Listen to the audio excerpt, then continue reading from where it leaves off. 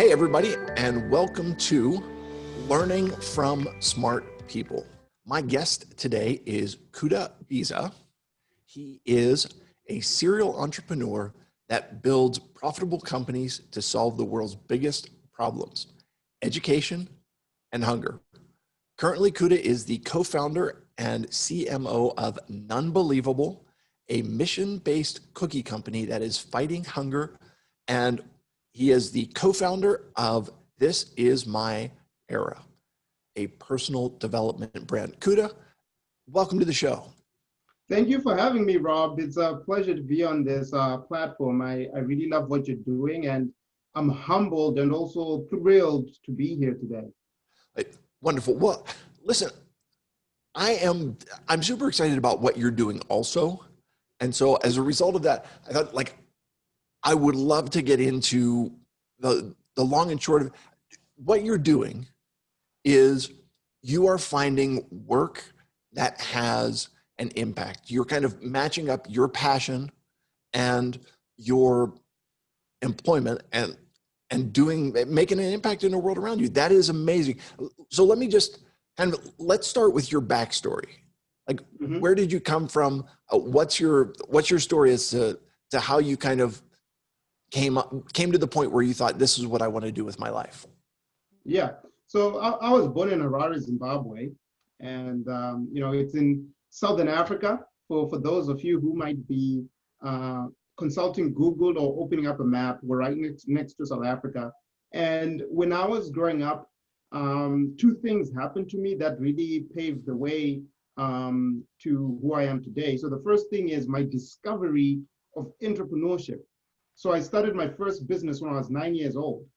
And that experience enabled me to really see the power of solving a problem and being rewarded for solving that. But I was also impacted by an experience where I learned that, some people within my neighborhood were not as fortunate as I was to have an education. And, public education in Zimbabwe is not free. So these, kids didn't have parents. The parents had passed away, they were orphans. So nobody was paying school fees for them and they weren't going to school. So having realized the power of entrepreneurship and seeing that there was groups of people that were marginalized and, they were not fully experiencing, their basic human rights, which in this case was education, I had this embedded in my DNA to leverage entrepreneurship to make a difference. So this was way before Tom's Shoes, or any of these other social mission enterprises that have been able to come up over the past recent years.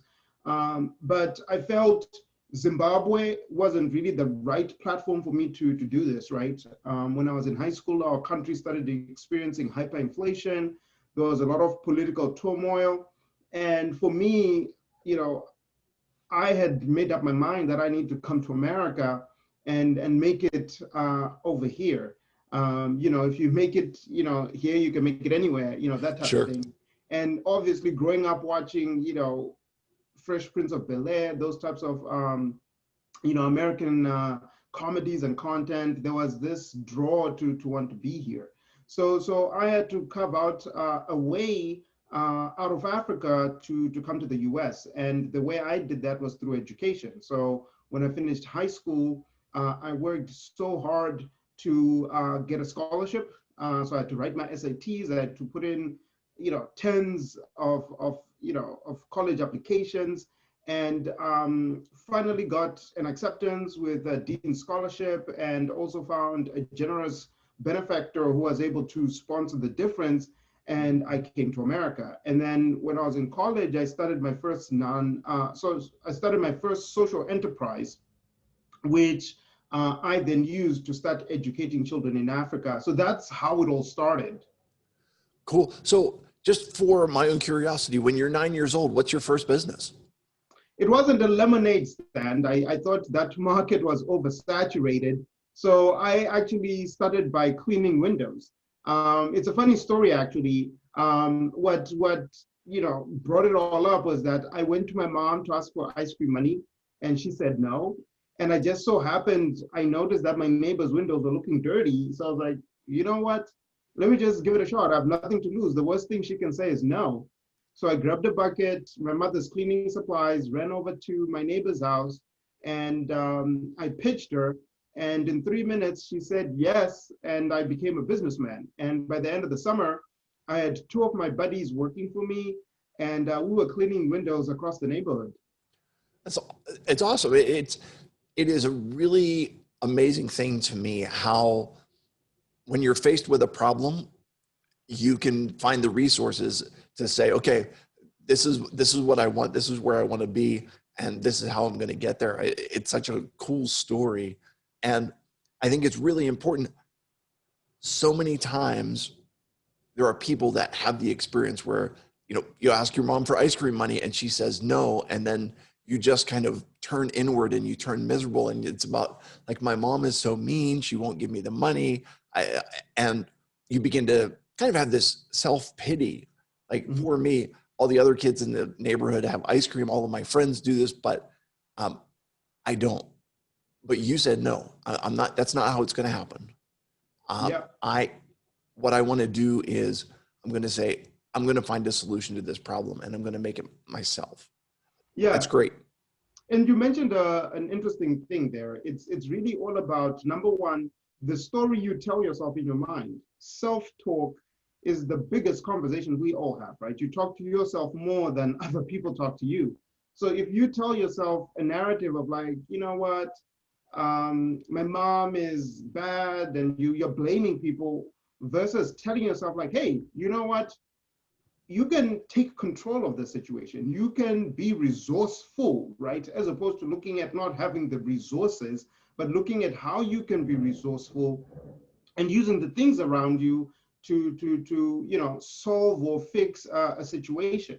And a lot of the times you'd find that it's really a small action that can actually unlock really big results, right? So in my case, it was me spending 3 hours washing windows, earning $5, and realizing like, oh my God, I could do this, and I could be, self-reliant when it comes to ice creams and not have to worry about asking my mom anymore, which is what happened. Yeah, and I'm imagining that it opened up a whole mess of things that you could do. You're not just making enough money to get ice cream. You're making enough money to get, your lunch or whatever it is that you want. You can save up enough to get a bicycle. I don't know what else you're able to do with that, but it becomes, as you said, what opens your eyes is the ice cream, the desire for ice cream, but the possibilities that come out of your work with that really kind of explode. Yeah, and you're very right. What it did give me was options. I could now choose. I could choose if I wanted to buy an ice cream. I could choose if I wanted to give some to my sister. I could choose to save it. But I now had options that before I didn't have. And that's part of why I eventually became a social entrepreneur, because I've realized that by being able to create something of value, I can now choose what to do with the profit. So in this case, we're using a portion of the profit to, move missions that we believe in. So education and hunger are two examples of missions that I care about deeply, given my experiences growing up in Africa.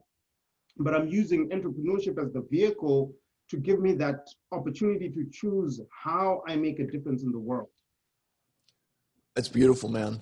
So tell me that you're in college and you're starting your first kind of social entrepreneurship that is aimed at helping out what's going on in Africa. Can you tell me a little bit about that first venture? Yeah, so this first venture really taught me an important lesson, and the lesson was the importance of living outside of your comfort zone. So picture this, you're a poor college student, right? And you have this vision of sending other children in Africa to school. Well, when you don't even have enough resources to take care of yourself, right? You have to buy books, you have to pay for your cell phone, all these other things. And I was really out of my comfort zone at the time thinking about that. But what I did realize was that when you're outside of your comfort zone, that's where you actually grow. because then you're able to think about solutions and be resourceful. We're talking about being resourceful early on. So when I came up with the idea to start this apparel company, I only had 150 bucks. And it wasn't enough to start the business, but I had to be resourceful. I was outside my comfort zone. So what I did is I went to my t-shirt supplier and I said like, hey, listen, I have this idea.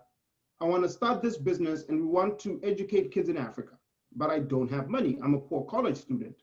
However, if you can help me by providing these shirts on credit, give me 30 days to pay, I will sell the heck out of these t-shirts on my campus or other campuses and make sure that in 30 days I give you a check. So I think he believed in what I stood for and also the mission. And for him, it wasn't like a risk that was going to get him out of business, right? It was like maybe a $500 order, but right. He admired, my passion, and he took a chance on me. And we got that order. I remember on day 28, I went back to his office and paid him in full. And that's how I started the business. But if I had looked into like obstacles, right? So like, well, I don't have money to start. I don't have this. I don't have this. Nothing would have happened. And I think a lot of people, that's what they do. They spend a lot of time looking at the things that they don't have and not focusing on the possibilities of the things that they could do or how they can leverage other people to help them accomplish their dream. Because in life, we're all connected, right? In order to help each other out. So I might be an answered prayer to someone else, but someone else is an answered prayer to me. So like in this case, my supplier became my answered prayer and created this business. We are of kindred spirit, my friend. What you are talking about really hits home with me because, listen, as a person with a disability, I've got some limitations, and I can look at what other people can do that I can't. I can look at what I used to be able to do that I no longer can. And in doing all of that, it really turns me inward and it turns me to a negative place. But when I begin to look at what is it that I can do, and then how do I use the abilities that I have to make a positive impact in the world, that's what's gonna get me where I need to be. And that's that mindset that I've never thought of it really as self-talk, but that's kind of what you're bringing up. That idea is what changes the outlook and changes what you're going to do with things. So how did that venture go? What were you able to do with that? Yeah, so we were able to build it, slowly but surely. And we were able to eventually educate more than 100 children in Africa. So awesome. We sent children in Zimbabwe, South Africa, Tanzania, and Ghana to school. So to think about how, a little idea was able to make a difference is something that gives me chills every day, because you never know who the next Nelson Mandela is. Maybe we actually paved the way for that next Nelson Mandela to actually become that best version of themselves. So that's what ended up happening with that business. I love it, man. What you're talking about is using your skills and abilities to allow others to expand their abilities and expand their opportunities. And I mean, you've got a college kid who is struggling to make it himself, and mm-hmm. he has an idea and he has passion, and he uses that to open up an opportunity that then is not, it's something that, yeah, it might be beneficial for you, but it really is beneficial for others who are missing out. That's beautiful. I love it. So do all of your businesses have that kind of passion, that kind of a view to the impact on what they do in the world? Is that kind of how you operate? Businesses that I have had a leadership role in, so being a co-founder or being the founder, yes. After college, I did work in corporate America. I worked for a fairly large Fortune 500 company, and I was able to create a business there. But because it was within kind of like that corporate America context, and I was an employee for a company, and I wasn't really like the person who owned it. That business, unfortunately, didn't have a social impact mission. But all the other businesses that I have started since then, have a social enterprise element. So, for example, Nonbelievable, it's a cookie company that we've created, and we have a buy one give one model. So for every cookie that we sell, we donate a meal through our impact partners that are spread across the United States. More than 40 million people in America struggle with hunger. And we felt like, hey, the best way to fight hunger is in a delicious way. So that's why we started with this cookie company, so that when you're eating a cookie, someone else is getting a meal. So that's one example. This is My Era, which is another business that I started, is a personal development brand. We have a 90-day planner. We have online courses on our academy. And for every planner that we sell, we donate stationery kits to children in need in Africa and and in other regions. So again, another example of how I'm using enterprise to make a difference. And there's another one called Signables, which is sports merchandising business that I'm involved in.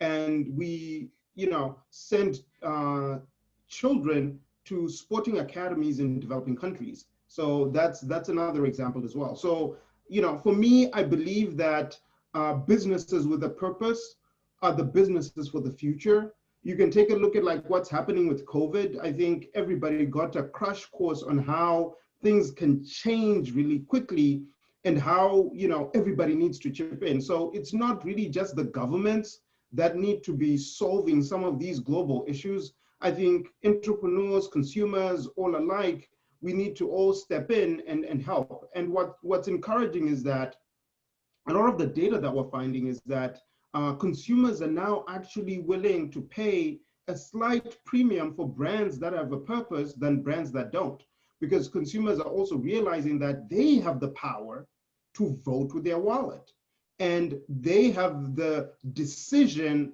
power to say like, hey, I'm gonna use my hard-earned money to buy this product so that I can get this value out of it, but more importantly, I can also make a difference in someone else's life. And this concept is called conscious consumerism, where consumers are now becoming more and more conscious about how they're spending, how their decisions in the grocery store, or when they're purchasing online, are affecting, the globe as a whole. So it could be environmental issues, or it could be helping other people that are struggling.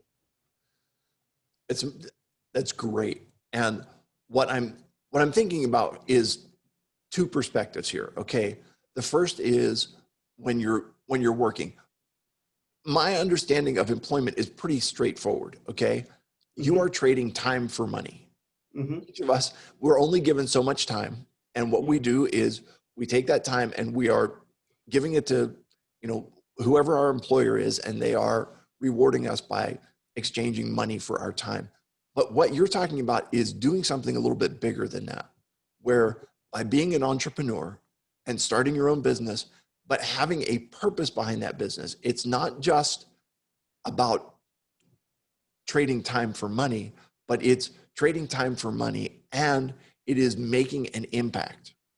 And then the other piece is that those who have traded their time for money and are working elsewhere, as they are trading that money for goods and services, they are choosing which goods and services they consume and making sure that there is an impact beyond just what they have purchased. So in that way, money is the medium, but it's not just an end to itself. It's actually, as you've said, it's about making an impact in the world as a whole.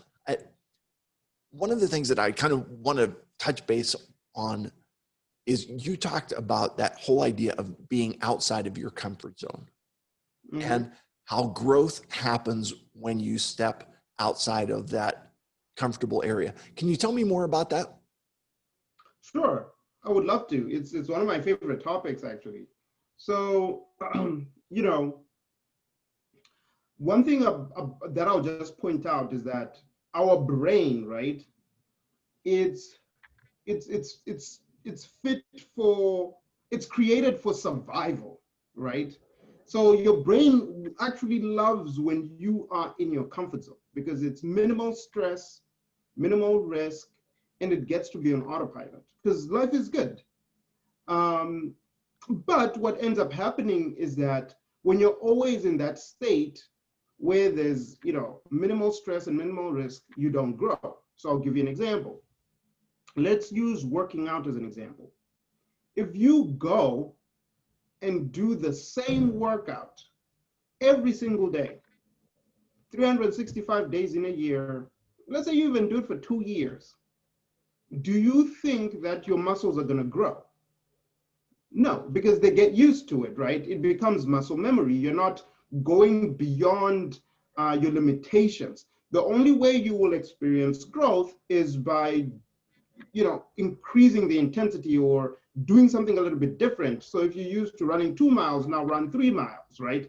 You've grown in your endurance, right? In your cardiovascular capability, or even mentally, right? There's that mental wall where your brain is telling you to stop and to give up. But then if you just push through it, you'll be able to grow. So you just need to understand that whenever you hear that voice in your brain telling you to stop, it's really just your brain, you know, trying to maintain, you know, that comfort zone environment that it's used to. But there's actually more that you could do. So there's a guy called David Goggins. He's a former Navy SEAL, and he actually believes that, you know, our brain will start telling us to stop when we've only reached 40% effort, and we still have 60% to go. So Wow. think about it. How many people are missing out on the 60% of potential that they could do safely without even endangering their life? And I actually think in life, there are 3 zones where you can live. So think of them as 3 zip codes. So the first one, obviously, is your comfort zone, where there's no excitement, it's boring, it's the same thing over and over again, and there's no growth. And then the second zone, which I recommend you need to live, is the growth zone, where you're always pushing yourself, you know, beyond your comfort zone. So if you're now used to running 2 miles, run 3. If you're used to doing, you know, 150 pounds when you're doing bench pressing, to 200, and so forth and so forth. But then there's a third one, which is the dangerous zone. You don't want to live there either. So that's when you go on the highway and you drive 200 miles an hour. It's outside of your comfort zone. It's also outside of your growth zone. It's actually dangerous because it can kill you. Or for you to then just wake up one day and say like, hey, I want to go climb Mount Everest, but you haven't trained, you haven't, you know, prepared yourself or anything like that. It's dangerous. Yes, you're stepping outside of your comfort zone, but you've gone way beyond the growth limitations that you need to at least be in the growth zone before you're now ready to go into that next level, because you need to make this first level your comfort zone before you go into that next level. So those are the 3 life zones, and you always need to be living in the growth zone because you're constantly growing. And the cool thing about consistent growth is that, similar to like how compound interest works in finance, you will then see exponential growth over a period of time, because every single day you're just growing 1%, 1%, 1%, 1%, 1%. By the end of the year, you've grown 37x, but it's only been 1% growth every single day.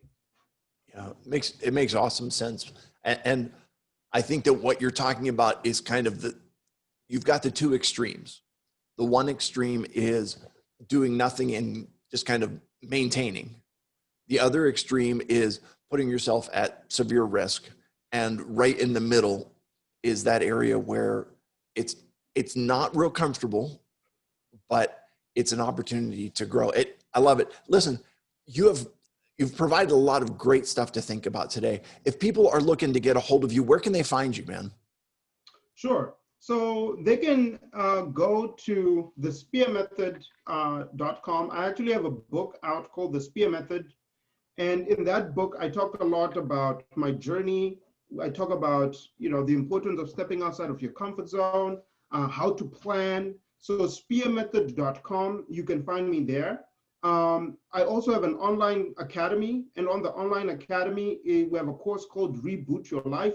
So if you're really looking to have that reboot, right, and just you feel like you've been in a rut and you want to step outside of your comfort zone, you just go to thisismyera.com, and on the homepage you can see our courses, and you'll be able to see that Reboot Your Life course that will really challenge you and get you to restart your life, especially during this year that's been full of craziness.